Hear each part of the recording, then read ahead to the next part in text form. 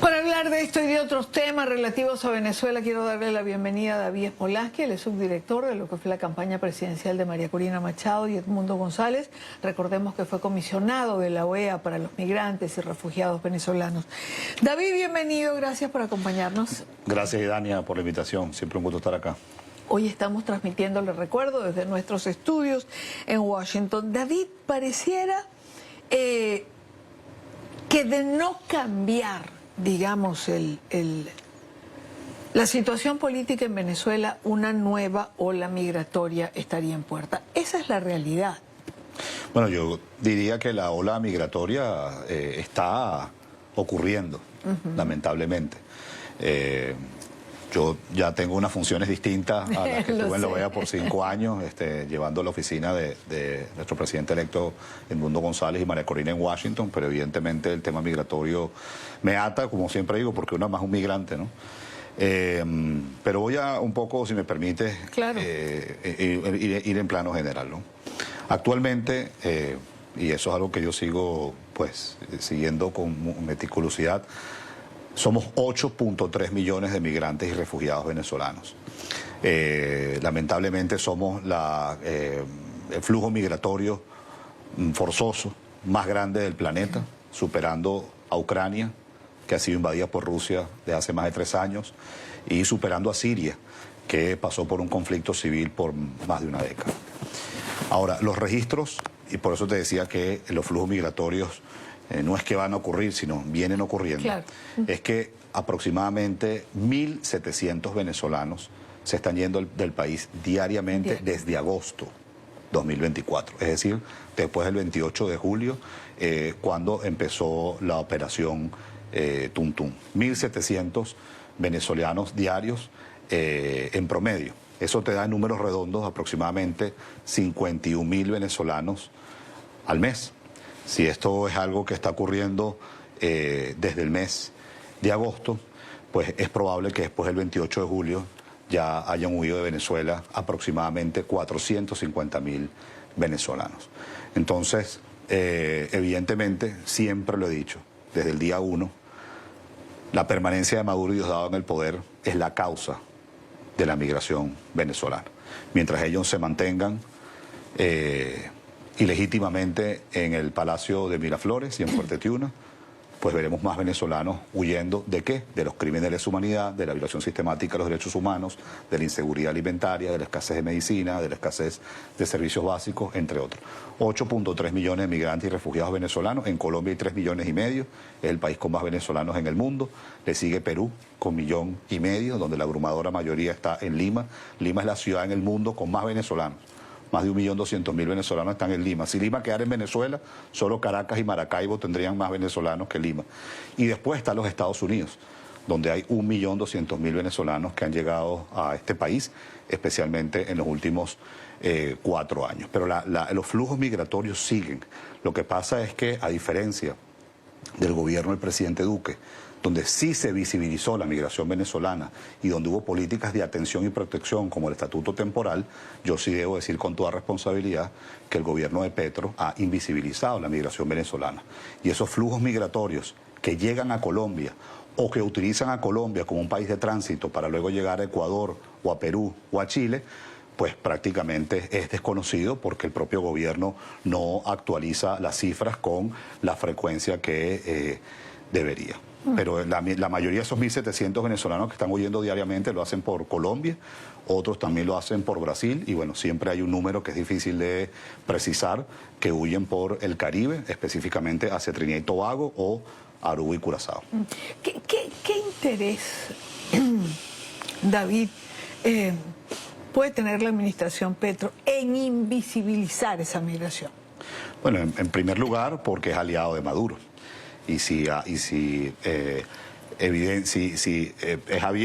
transparente, como debería serlo, con los flujos migratorios, yo siempre he dicho, pues la mayor evidencia de cuán mal está la situación en Venezuela, es la cantidad de gente que huye diariamente, es la cantidad de gente que ha huido por esta década, que ya dije es 8.3 millones. Entonces, uno de los favores que le hace Petro a Maduro es simplemente visibilizar la migración. En segundo lugar, las pocas veces que Petro se ha referido a la migración lo ha hecho a través de las sanciones, lo cual es una vulgar mentira, porque el presidente Petro dice que por el bloqueo y las sanciones es que los venezolanos han huido del país. Bueno, las sanciones, y ahorita seguramente vamos a hablar de eso más adelante, sanciones se levantaron en el 2023, en octubre de 2023, y aún así ese año 350.000 venezolanos cruzaron la selva del Darién. Yo creo que el peor insulto que se le puede dar a un venezolano es decirle, no, tú te fuiste por las sanciones. No. La gente se fue porque fue víctima del AMPA. La gente se fue porque la operación Tuntún llegó a tu casa. La gente se fue porque abres el grifo y no sale agua, porque das el switch de la luz y no hay luz. La gente se fue porque ha sido víctima de la delincuencia.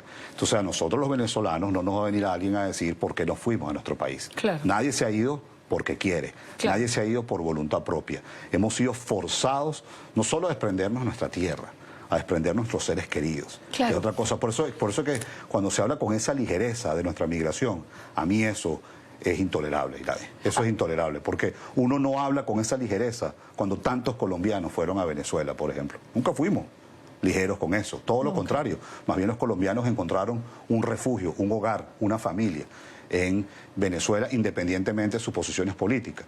Entonces, esto yo lo digo con toda responsabilidad, porque además yo me atrevo a decir que probablemente este flujo migratorio de venezolanos que ha huido después del 28 de julio es el más grande por razones netamente políticas, porque fueron muchos los testigos, muchos los voluntarios, muchos los movilizadores y familiares de estas personas o miembros del comando de partidos políticos que tuvieron que huir por la persecución feroz que dejó más de 2.300 presos políticos. O sea, el que no metían preso terminaba clandestino o terminaba exiliado.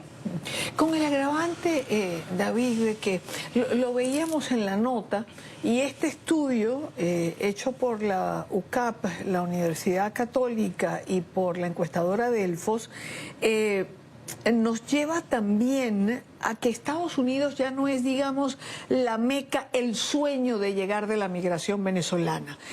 Las rutas que suponemos que van a tomar son las que ya vimos hace años atrás. Es decir, Ecuador, Perú, Chile, la región, digamos, como primera opción. Y volvemos a lo mismo. Es decir, vamos a tener un segundo, tercer impacto de una ola migratoria cuando América Latina está preparada, hoy menos por la circunstancia económica que lo que estaba antes.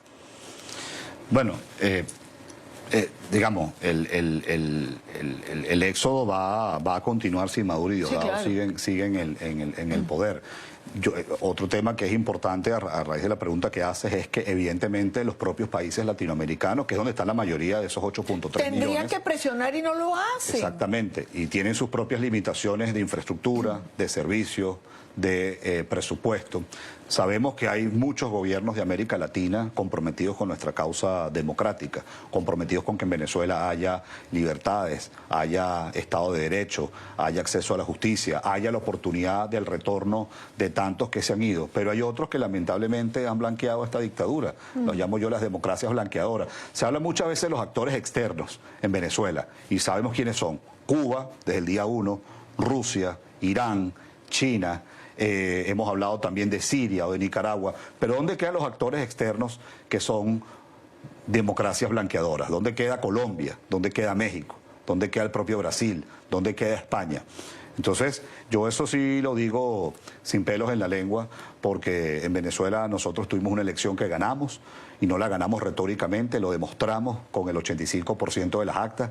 Además, cuando lo evidenciamos, pues el país pudo ver que ha sido el margen más grande de diferencia entre un candidato y otro en una elección presidencial. Muchos gobiernos y parlamentos reconocieron y siguen reconociendo a Edmundo como presidente electo y bueno, hemos visto los últimos informes del Instituto Casla, del panel de expertos independientes de la Organización de Estados Americanos, de hace unos meses de la Misión de Verificación Independiente de Naciones Unidas, cómo en Venezuela se viola sistemáticamente los derechos humanos y se cometen crímenes de lesa humanidad y hay todo tipo de tortura física y psicológica. Entonces esto va más allá de un tema ideológico para esos gobiernos y por eso pasan a ser blanqueadores de esta dictadura, que por cierto me llama la atención porque quien no se la lleven con Petro es Diosdado Cabello.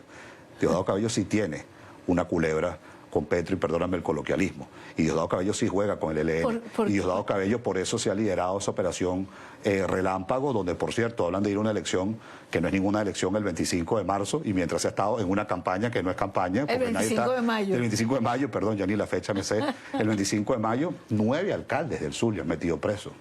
Pero nadie dice eso. Bueno, no alcaldes. No lo dice ni Manuel Rosales, que es candidato a gobernador. Por eso, pero todo eso pasa que un tema lo lleva a lo otro, porque me llega la operación Relámpago y el 25 de mayo, etcétera.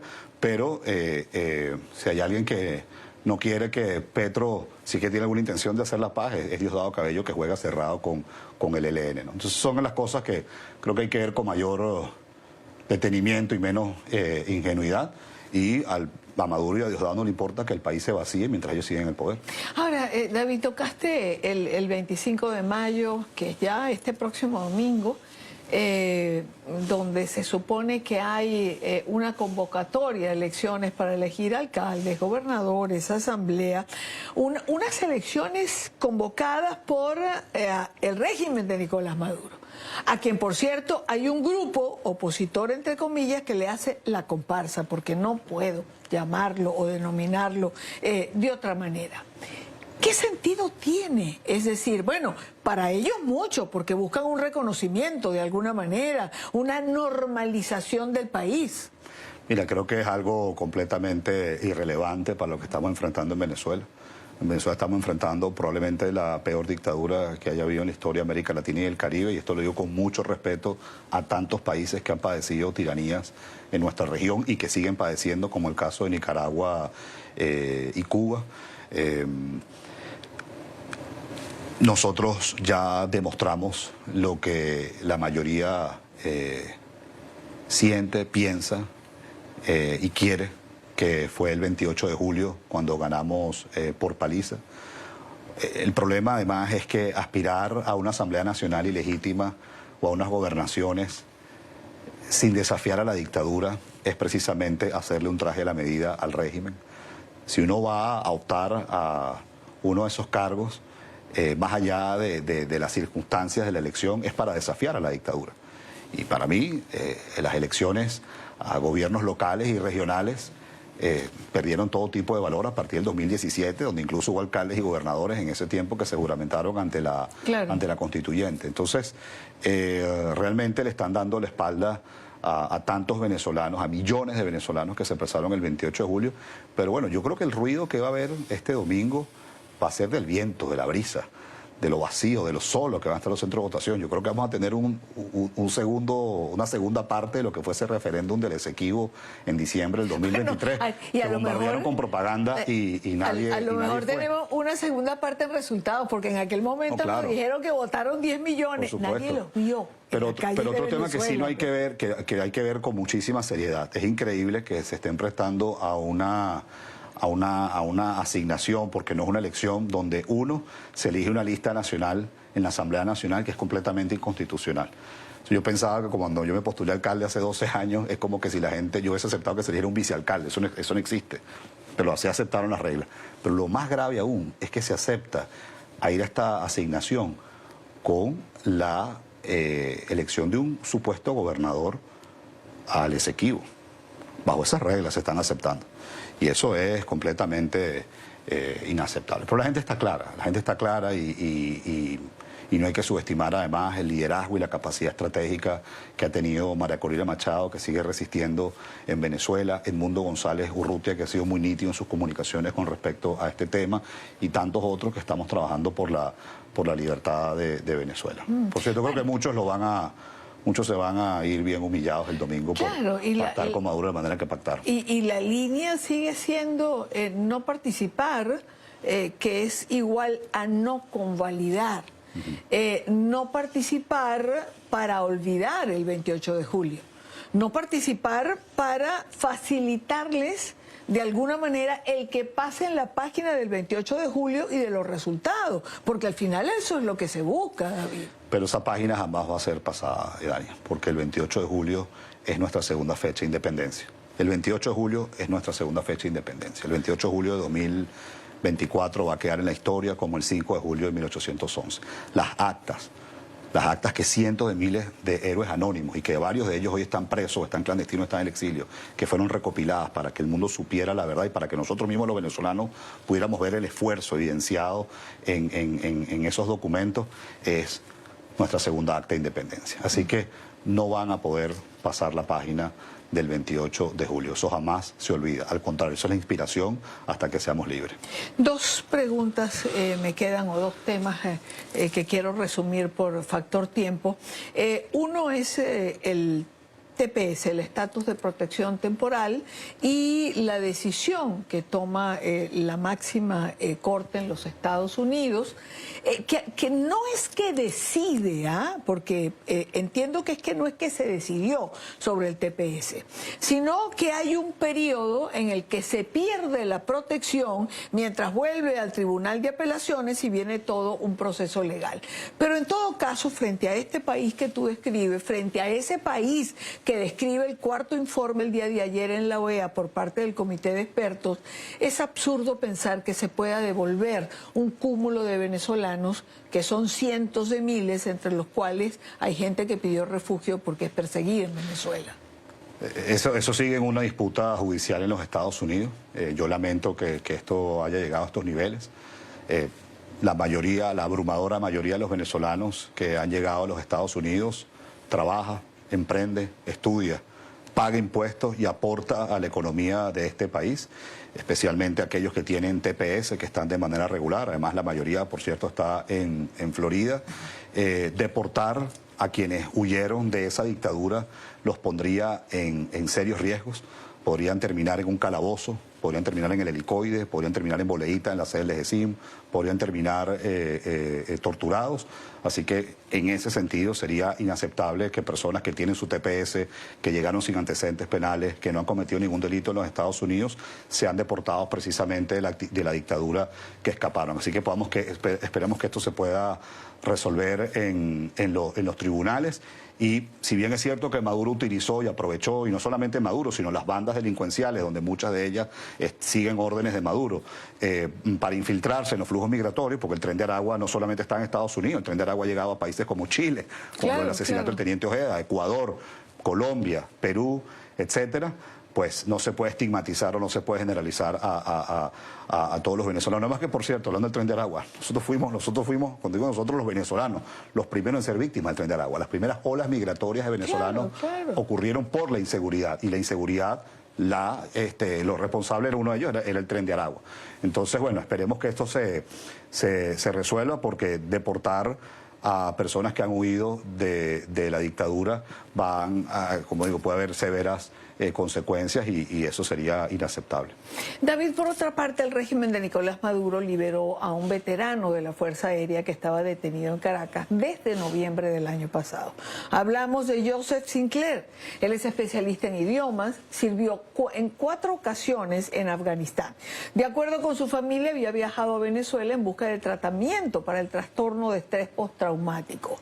Richard Grenell, enviado especial del presidente Trump a Venezuela, estaría viajando desde Antigua hacia los Estados Unidos con esta